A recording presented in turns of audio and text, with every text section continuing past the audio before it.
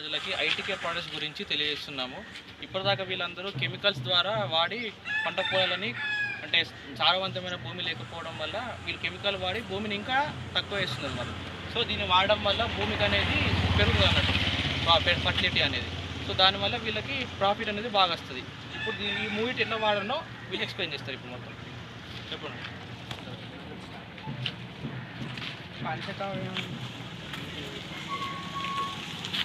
పంచకావ్య అంటే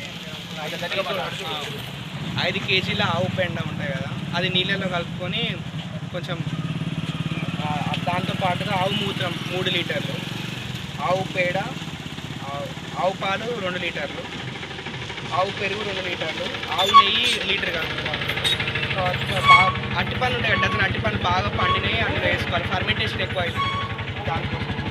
ఇంకా కొబ్బరి నీళ్ళు 3 లీటర్లు, చెరుకు నీళ్ళు 3 లీటర్లు కలుపుకొని